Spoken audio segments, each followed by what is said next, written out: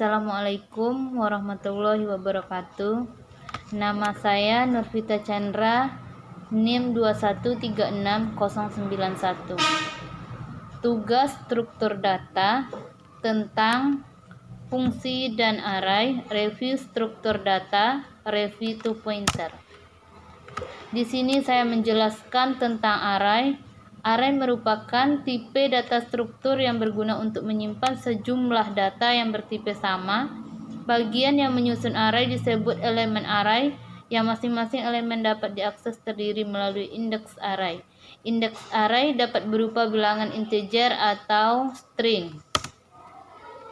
Di sini ada beberapa karakteristik array. Yang pertama, mempunyai batasan dari pemesanan alokasi memori atau yang bersifat statis. Yang kedua, mempunyai tipe data sama atau bersifat homogen.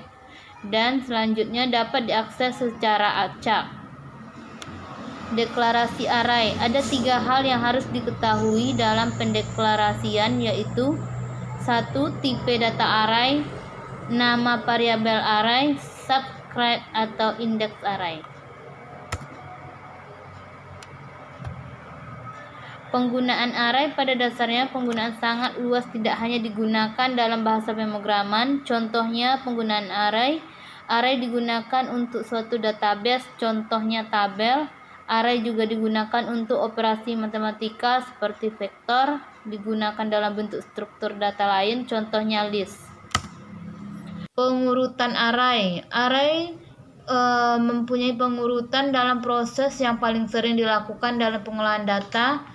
Pengurutan dibedakan menjadi 2, yaitu pengurutan internal dan pengurutan eksternal.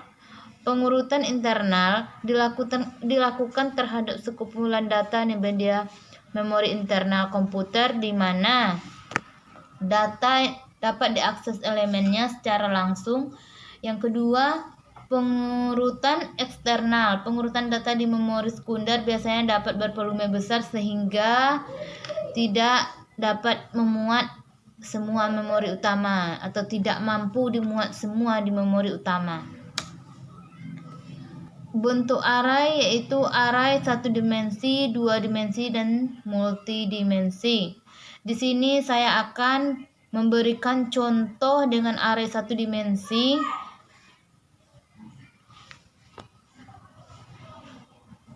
Yaitu kumpulan elemen-elemen identik hanya terdiri dari suatu baris atau hanya satu kolom saja. Alamat penyimpanan atau indeks elemen-elemen tersebut memiliki tipe yang sama, tetapi isi dari elemen tersebut boleh berbeda. Kelemahan array mempunyai fleksibilitas rendah sehingga tidak cocok untuk berbagai aplikasi karena array mempunyai batasan sebagai berikut. Yang pertama, array harus bertipe homogen.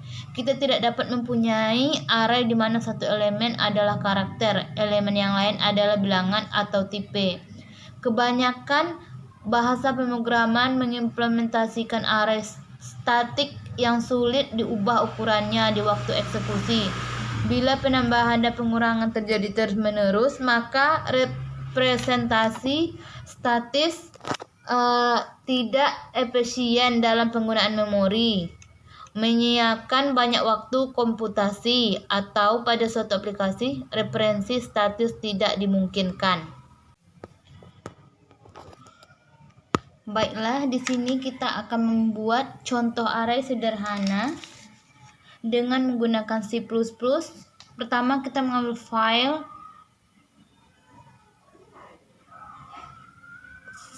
new shortcut file atau Ctrl N.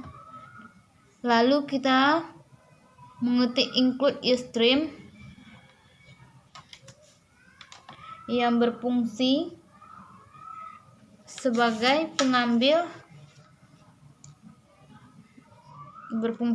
pengambil file yang akan digunakan.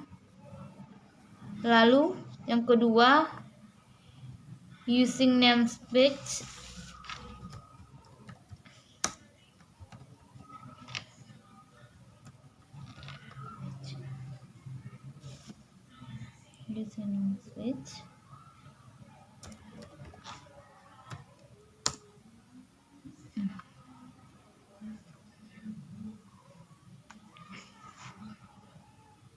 Using speech. Review struktur. Pengertian struktur. Struktur adalah kumpulan elemen-elemen data yang digabungkan menjadi satu kesatuan. Masing-masing elemen data tersebut dikenal dengan sebutan file. File data tersebut dapat memiliki tipe data yang sama ataupun berbeda. Kegunaan struktur data yaitu membuat proses pemrograman yang mudah, menyimpan dan mengatur data, pertukaran data, meningkatkan kualitas algoritma, mengantisipasi masalah coding, dan mengelola sumber daya dan layanan. Review to pointer. Pointer adalah variabel yang menunjukkan ke lokasi alamat tertentu yang bersifat dinamis di mana alokasi memori dilakukan pada saat pemrograman dijalankan. Pointer dalam bahasa Indonesia berarti petunjuk. Pointer merupakan variabel yang menyimpan atau menunjuk suatu alamat memori, bukan menyimpan suatu nilai data. Karena itu, pointer tidak berhubungan langsung dengan kata yang aktual.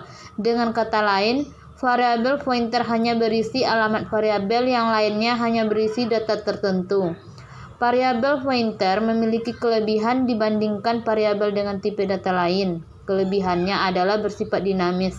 Variabel ini dapat digunakan pada saat dibutuhkan saja dan setelah tidak digunakan, memori yang baru saja digunakan dapat dibebaskan dan ditempati oleh variabel lain. Pointer adalah sebuah variabel yang digunakan sebagai petunjuk alamat dari variabel lainnya yang berfungsi menyimpan alamat dari sebuah variabel dan dapat diakses nilai yang ada di dalam tersebut. Baiklah, di sini saya akan melakukan satu buah contoh tentang pointer. Terima kasih.